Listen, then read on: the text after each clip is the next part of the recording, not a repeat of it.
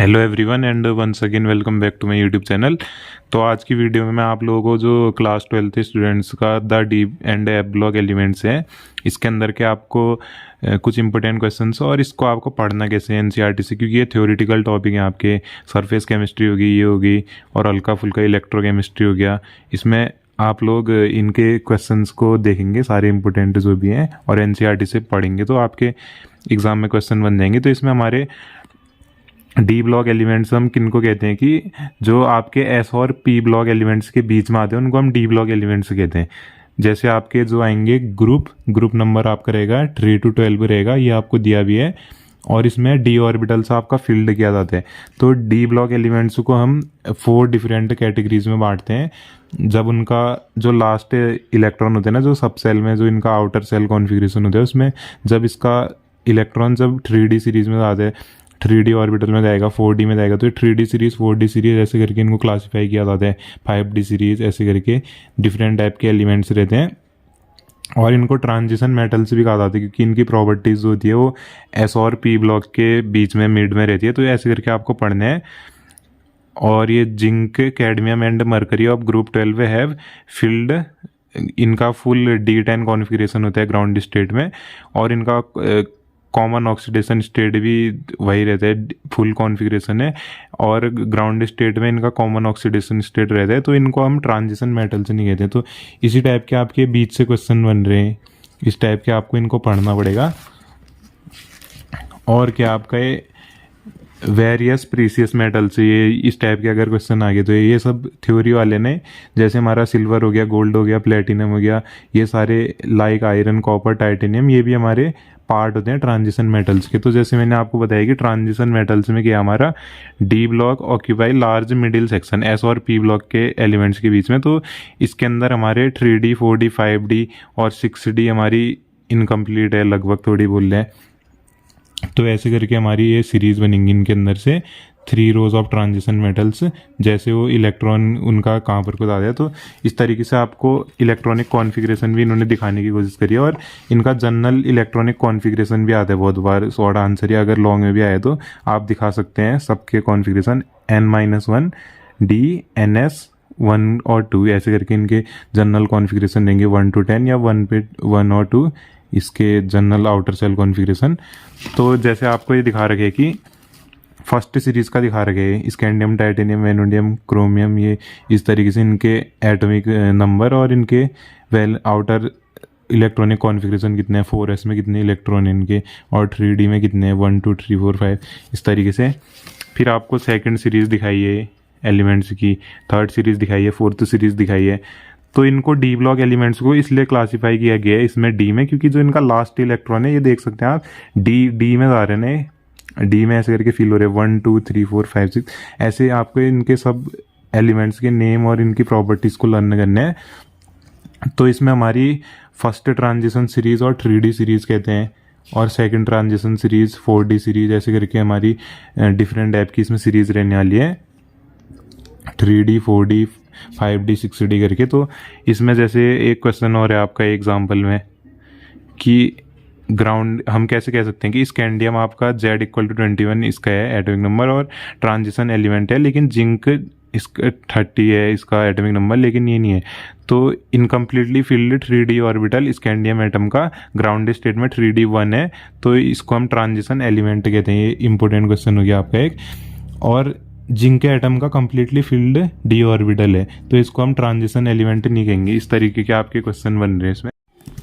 तो D block के बाद अब हमारा जैसे एफ ब्लॉक भी इसी के अंदर आते हैं। तो इसमें तो वैसे तो हमारे इंपॉर्टेंट क्वेश्चंस बनते हैं आपके ऑक्सीडेशन स्टेट, ये जितनी भी डी और एफ ब्लॉक है सब पूरा थ्योरी पार्ट है। इसमें आपके क्वेश्चन आपको कैसे, इसको आप गाइड और एनसीईआरटी से पढ़ेंगे, फिर आपको समझ में आएगा कि किस तरीके के प्रीवियस ईयर में क्वेश्चन बने हैं। तो एफ ब्लॉक एलिमेंट्स में क्या हो रहा है हमारा कि जो लास्ट इलेक्ट्रॉन है वो एफ सब सेल में जा रहे हैं, तो हम इनको एफ ब्लॉक एलिमेंट्स कहेंगे, ऐसे करके इसमें आपको दिखाया होगा। और इसमें क्या होता है आपका एक्टिनॉइड और लेंथेनॉइड सीरीज होती है आपकी। तो जैसे आप देख सकते हैं कि ये इलेक्ट्रॉनिक कॉन्फ़िगरेशन और रेडियाई आपका ये लेंथेनम का, आप इससे चार्ट से भी देखेंगे ना कि ये नीचे को जा रहे हैं, तो हम ये एटॉमिक नंबर बढ़ रहे हैं, तो इनका एटॉमिक रेडियाई भी घट रहा है इसका। ये इसमें दिखा रखा है आपको ये लेंथेनॉइड कॉन्ट्रैक्शन, ये बहुत इंपॉर्टेंट है, इन्होंने हाईलाइट भी करे।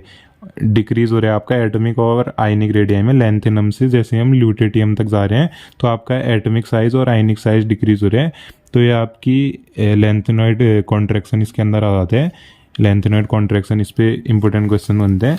तो जैसे आप देख सकते हैं लैंथेनम में ये सीरियम इस टाइप से एटॉमिक नंबर दिए हैं, और ल्यूटेटियम तक ये आपका लैंथेनॉइड सीरीज़ ये इलेक्ट्रॉनिक कॉन्फ़िगरेशन दिखाया है। ऐसे ही आपको डी ब्लॉक एलिमेंट्स में भी बनना है। तो इसमें आप देख सकते हैं कि लास्ट इलेक्ट्रॉन आपका किस में जा रहा है, एफ उसमें जा रहे हैं, एफ सबसेल में। और जैसे आप देख सकते हैं कि इसमें एक्टिनॉइड्स आ गया आपके, एक्टिनियम से शुरू हो रही है, लॉरेंसियम में ख़त्म हो रहे हैं। और इसमें हमारा ऐसे ही इसमें क्या हो रहा है, इसमें भी क्या हो रहा है कि आपका एक्टिनॉइड्स में भी हमारा एटॉमिक रेडियाई जैसे जैसे हम नीचे को जा रहे हैं तो इसमें एटॉमिक रेडियाई कम हो रहे हैं, और साइज ऑफ जो इसके M3+ आयन होते हैं, और इसको हम एक्टिनॉइड कॉन्ट्रैक्शन कहते हैं। और ये कॉन्ट्रैक्शन आपका ग्रेटर रहता है एलिमेंट टू एलिमेंट इस सीरीज में, क्योंकि जो आपकी रिजल्टिंग फ्रॉम पुअर शील्डिंग जो रहती है आपकी 5f इलेक्ट्रॉन्स की, उसकी वजह से आपका इन सबको आप पढ़ेंगे, इलेक्ट्रॉनिक कॉन्फ़िगरेशन पढ़ सकते हैं, इसमें आएगा आपका। तो फर्स्ट क्वेश्चन से देखने की कोशिश करिएगा, ये आपके एनसीईआरटी और प्रीवियस ईयर एग्जाम के भी हैं। तो इसमें आपका फर्स्ट क्वेश्चन क्या है कि कौन सा 3D सीरीज आपका ट्रांजिशन मेटल्स का सबसे ज़्यादा ऑक्सीडेशन स्टेट शो करते हैं और क्यों। तो इसमें आपका manganese Mn exhibit largest number of oxidation state, क्योंकि इसके पास 7 इलेक्ट्रॉन है s और d ऑर्बिटल्स में, तो इसकी वजह से ये ज़्यादातर आपका बॉन्ड फॉर्मेशन में टेक पार्ट कर सकते हैं। तो ऐसे ही आपका दूसरा क्वेश्चन है कि कौन सा मेटल आपको इसको ब्रीफली बताना है, अगर लॉन्ग आंसर में आएगा तो, और भी आपको इसको रीज़न देने पड़ेंगे। तो which metal in first series exhibit +1 oxidation state of transition metals, और इसका आपको रीज़न भी बताना है कि कौन सा आपका +1 ऑक्सीडेशन स्टेट शो करते हैं। तो इसका आपका आंसर हो जाएगा copper exhibit +1 oxidation state frequently due to. Question आपको घुमा के देगा, जैसे फिजिक्स हो केमिस्ट्री हो, बस आपको पूरा उसका बेस क्लियर करना पड़ेगा बुक से, गाइड से, तब जाके आपको समझ में आएगा। तो आपका फिर अगला क्वेश्चन है कि इसमें आपसे पूछा गया है कि किस वाले इन जो एलिमेंट्स दिए गए हैं आपको यहाँ तक, ये इधर तक, इसमें से किस में आपको कलर शो करेगा ये एक्वा सॉल्यूशन में। तो Ti+3 V+3 Mn2+ Fe3+ CO2+, ये आपके कलर रहते हैं, क्योंकि जो ये एलिमेंट्स हैं, क्योंकि इनमें अनपेयर्ड इलेक्ट्रॉन प्रेजेंट रहते हैं। तो ये सब आपका थ्योरी से ही बने हुए क्वेश्चन है। दे कैन अंडरगो, ये आपका डी ट्रांजिशन भी शो करते हैं, डी ट्रांजिशन। जबकि आपका जो इसमें एलिमेंट से दिखाए ना क्वेश्चन में Cu+ और Sc3+, ये आपके कलरलेस रहेंगी। हो सके तो आप इसकी इलेक्ट्रॉनिक कॉन्फ़िगरेशन भी दिखा सकते हैं वैलेंस शेल की, अगर आपको याद है तो, वो जो चार्ट दिखाए हैं एनसीईआरटी और गाइड में भी होगा, इसमें आपका अनपेयर्ड इलेक्ट्रॉन नहीं होता है, तब जाके ये कलरलेस रहेंगे अनपेयर्ड इलेक्ट्रॉन्स। तो जैसे आपका डी ट्रांजिशन पे क्वेश्चन बनाना, तो ये इतना लंबा इसका आंसर है, इस पर आप थ्योरी भी पढ़ सकते हैं। तो इस पे आपका डी ट्रांजिशन क्या होता है और कलर कैसे मिलता है ट्रांजिशन एलिमेंट्स को, ये मोस्ट इंपॉर्टेंट क्वेश्चन है, और मैंने इस पर दिखाया भी है। 100% इसमें बन सकता है कोई भी क्वेश्चन, भले घुमा के आएगा।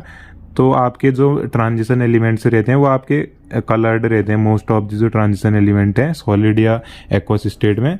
तो कलर इसका क्यों रहता है, इसमें आपको कलर इज़ ड्यू टू, यहाँ पर को थोड़ी स्पेलिंग रॉन्ग हुई है वैसे, बस आपको रीज़न भी ध्यान देना है। Colour is due to the presence of incomplete D subshell, क्योंकि उसका डी सबसेल जो होते हैं वो इनकम्प्लीट रहते हैं। When the d orbitals are not attracted by ions और ligands then they are found in degenerate form. तो जब आपके डी ऑर्बिटल्स अट्रैक्ट नहीं होंगे आपके आयंस और जो लिगेंड्स हैं, तो ये आपके डीजेनरेट फॉर्म्स में पाए जाते हैं, डीजेनरेट फॉर्म में पाए जाएंगे। But when they are contacted with ligand और आयंस, तो जब ये लिगेंड या आयन से जुड़ेंगे आपके, तो ये स्प्लिट कर जाएंगे 2 सेट में, जिससे आपकी लोअर एनर्जी ऑर्बिटल, आपको पता होगा लोअर एनर्जी सेट होता है, और एक DXY DYZ और DZX, और दूसरा आपका जो ये स्प्लिटिंग करेंगे उसमें आपका हाइयर एनर्जी ऑर्बिटल वाला बनेगा DX2 Y2 और DZ2 ऐसे करके। तो ये इस स्प्लिटिंग को हम क्या बोलते हैं, क्रिस्टल फील्ड स्प्लिटिंग। जो आपका ये लिगेंड और आयन से जुड़ के आपकी स्प्लिट हो जा रहे हैं ना हाइयर एनर्जी और लोअर एनर्जी में, तो इसको हम बोलते हैं क्रिस्टल फील्ड स्प्लिटिंग बोलते हैं इस फिनोमिनन को। तो इलेक्ट्रॉन जो है आपके वो लोअर एनर्जी डी ऑर्बिटल से हायर एनर्जी डी ऑर्बिटल में आपके वो जंप कर जा रहे हैं। तो जितनी आपको रिक्वायर्ड अमाउंट ऑफ एनर्जी जो एब्जॉर्ब की जा रही है इलेक्ट्रॉन की, क्योंकि वैसे तो आपका जंप नहीं करेगा तो कुछ एनर्जी तो चाहिए होगी, तो जिससे वो हायर एनर्जी में चले जा रहे हैं, हायर एनर्जी लेवल में, to the same D subshell when it comes to the lower energy. तो फिर वो जब दोबारा से लोअर एनर्जी में आ रहे हैं, तो जब वो लोअर एनर्जी में आ रहे हैं हायर एनर्जी में जाके the required amount of energy absorb by electron energy लेके हायर उसमें जा रहे हैं सबसेल में। हायर जो आपका ऑर्बिटल है, ये higher energy D orbital lower energy से, तो फिर दोबारा से जो आपका कम बैक कर रहे हैं लोअर एनर्जी लेवल में, देन इट जो आपका ये शो कर रहे हैं कलर को एक्सक्रीट कर रहे हैं, which is complementary to the absorbed colour, जो आपका कॉम्प्लीमेंट्री रहेगा एब्जॉर्ब्ड कलर के।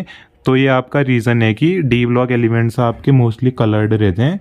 इस फिनोमिना को हम डी डी ट्रांजिशन कहते हैं, मतलब आपका लोअर एनर्जी से हायर एनर्जी में जाना, फिर वापस आना, फिर कलर को एक्सक्रीट करना। तो ये आपका डी डी ट्रांजिशन फिनोमिना रहेगा। और डी डी ट्रांजिशन, इसमें आपके 2 क्वेश्चन बन गए, लॉन्ग आंसर या शॉर्ट आंसर कुछ भी आए तो ये आपका हो जाएगा। तो इसमें आपका ये डीजनरेट सेट से मैंने आपको दिखा रखे कि ये जैसे लोअर एनर्जी और हायर एनर्जी, आप इसको और ब्रीफली बताएंगे, बुक में आपको और अच्छे से दिया रहेगा। फिर इसमें एक और पॉइंट है हमारा कि स्कैंडियम और टाइटेनियम जो है आपके वो कम्प्लीटली एम्प्टी रहते हैं, तो इनका डी ऑर्बिटल तो ये कलरलेस रहेंगे आपके। जबकि Cu पॉजिटिव और Ag पॉजिटिव, ये सारे जितने भी एलिमेंट्स दिखाए हैं, Au positive, Zn2 positive, Cd+ positive और Hg2+, तो ये सारे आपके कम्प्लीटली फील्ड डी ऑर्बिटल हैं। तो जिसकी वजह से इनके पास वैकेंट डी ऑर्बिटल नहीं है एक्साइटेशन ऑफ इलेक्ट्रॉन करने के लिए, ये जो डीजनरेशन हो रहा है, तो जिसकी वजह से ये भी आपके कलरलेस रहते हैं। तो अब आप लोगों का एक और इम्पोर्टेंट क्वेश्चन है कि लेंथेनॉइड कॉन्ट्रैक्शन हम किसको कहते हैं और कौन कौन से आपके कॉन्सिक्वेंसेस रहेंगे लेंथेनॉइड कॉन्ट्रैक्शन के। तो वैसे तो आपका जो एटॉमिक रेडियाई होता है एस और पी ब्लॉक एलिमेंट्स के बीच में रहेगा ट्रांजिशन मेटल्स का, तभी हम इनको डी ब्लॉक एलिमेंट्स को ट्रांजिशन एलिमेंट्स, इनको डी ब्लॉक एलिमेंट्स को, और एफ ब्लॉक को हम इनर ट्रांजिशन कह रहे हैं। तो इसमें आपका क्या रहेगा, the decrease in atomic and ionic radii.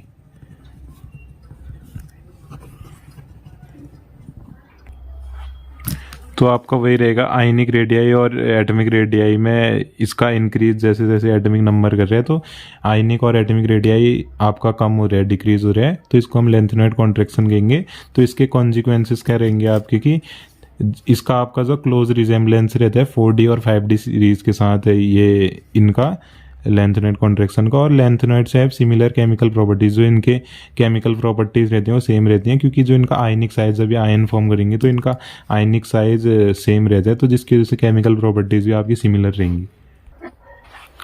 तो इसमें आपका first series of transition metals की जो है आपकी स्कैंडियम टू जिंक, हमको उसको बताने है कि इसमें एटॉमिक रेडियाई का कैसा आपका वेरिएशन रहेगा। तो एटॉमिक रेडियाई आपकी डिक्रीज करती है स्कैंडियम टू मैग्नीस, क्योंकि जो आपके नंबर ऑफ अनपेयर्ड इलेक्ट्रॉन होते हैं वो इंक्रीज करते हैं, जिसकी वजह से आपका इफेक्टिव न्यूक्लियर चार्ज भी इंक्रीज करते हैं।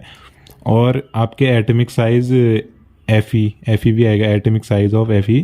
आयरन, कोबाल्ट और निकिल आपका ऑलमोस्ट सेम रहता है, क्योंकि वहाँ पर को pairing of electron take place करती है डी ऑर्बिटल्स में, जिसकी वजह से आपका रिपल्सन क्रिएट होगा डी ऑर्बिटल्स में, जो पेयरिंग ऑफ इलेक्ट्रॉन होगी, और इफेक्टिव न्यूक्लियर चार्ज इंक्रीज नहीं करते हैं। और Cu और Zn में आपका बिगर साइज रहता है, क्योंकि repulsion between paired electron increase कर जाते हैं। और आयनिक रेडियाई आपकी स्कैंडियम टू जो है आपका Cu है डिक्रीज करती है, जो बाईवेलेंट कैटायन होती है, क्योंकि इंक्रीज कर जाते हैं आपके नंबर ऑफ प्रोटॉन्स।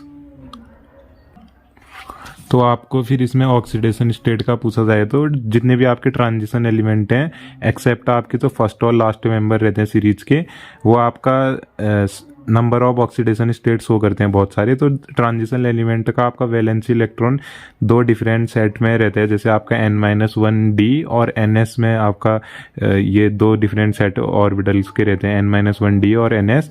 तो जिसकी वजह से आपका बहुत लिटिल आपका डिफरेंस रहता है एनर्जी में इन ऑर्बिटल्स के बीच में। तो जो एनर्जी का डिफरेंस है वो बहुत कम है इनके बीच का, ये ऑर्बिटल्स के बीच का बहुत। तो ये जितने भी आपके दो ऑर्बिटल्स हैं, ये दोनों ऑर्बिटल्स आपके बॉन्ड फॉर्मेशन के लिए यूज किए जा सकते हैं। तो एस ऑर्बिटल आपका बॉन्ड फॉर्मेशन के लिए टेक पार्ट करते हैं, तो वो आपका +1 और +2 ऑक्सीडेशन स्टेट शो करते हैं एलिमेंट्स के द्वारा। लेकिन अगर आपका डी ऑर्बिटल भी पार्टिसिपेट करेगा तो आपका हाइयर ऑक्सीडेशन स्टेट शो करेंगे, जैसे +3 +5 +6 +7 ये आपके शो करेंगे। और स्कैंडियम टू मैग्नीशियम आपके number of unpaired electron increase करते हैं, तो आपके ऑक्सीडेशन स्टेट भी इंक्रीज करेगी। लेकिन आपके मैग्नीज के बाद ऑक्सीडेशन स्टेट डिक्रीज कर दिए, क्योंकि अनपेयर्ड इलेक्ट्रॉन भी आपके डिक्रीज हो जाते हैं। तो मैग्नीज आपकी फर्स्ट ट्रांजिशन सीरीज में आपका +7 सबसे ज़्यादा ऑक्सीडेशन स्टेट शो करते हैं। ये मैंने आपको भी क्वेश्चन भी बताया मैग्नीज वाला। तो स्पेशल केस भी है इसके अंदर कुछ, कि आपके जो आयनिक बॉन्ड है वो आपके फॉर्म किए जाते हैं +2 और +3 ऑक्सीडेशन स्टेट में, मोस्टली जो आयनिक बॉन्ड है। और जो आपके हाइयर ऑक्सीडेशन स्टेट वाले कंपाउंड है वो आपके बॉन्ड फॉर्म जो होते हैं वो मोस्टली कोवलेंट रहते हैं, क्योंकि जो इलेक्ट्रॉन होते हैं आपके वो शेयरिंग ऑफ डी इलेक्ट्रॉन्स की वजह से आपका फॉर्मेशन होता है। तो कोवलेंट बॉन्ड होगा क्योंकि शेयरिंग ऑफ इलेक्ट्रॉन। तो ऐसा आप बोल रहे हैं कि ट्रांजिशन मेटल आपका 0 ऑक्सीडेशन स्टेट भी शो करता है। तो जैसे आपके ऑक्सीडेशन स्टेट इसमें आप देख सकते हैं कि इससे अगर आप देखने की कोशिश करें, +7 तक मैग्नीज दिखा रहे हैं, +2 +3, और ये आपका कोबाल्ट आपका +5 तक ही दिखा रहे हैं। हाईएस्ट इसी की है मैग्नीज की। और फिर आपका निकिल, कॉपर है, जिंक है, और इनमें आपकी +5, जिंक की +2, और स्कैंडियम की ऐसी आपकी +3 दिखा रहे हैं। ये कोबाल्ट हो गया और ये कॉपर हो गया, इनकी +4 +5, लास्ट वाले की +2। तो आप ये इलेक्ट्रॉनिक कॉन्फ़िगरेशन भी देखने की कोशिश करते हैं फर्स्ट ट्रांजिशन सीरीज़ की, ऐसे करके आपका ये तो आपका नोबल गैस वाला दिखा रखे हैं। फिर ऐसे 3D1 3D2 3D3 ये आपका यहाँ एक्सेप्शन रहता है। तो 3D5 4S1 पहले इस तरीके से आपका फिल्ड किया जाएगा, और ऐसे करके आपके ये भी फिर आपका एक्सेप्शन है 4S1, पहले इसको 10 बनाया जाएगा तब जाके 4S1, और यहाँ हाफ फील्ड वाला रहता है तब जाके यहाँ 3D5 करा गया है, 3D4 नहीं करा है। यहाँ वाले का भी एक इलेक्ट्रॉन लिया गया है।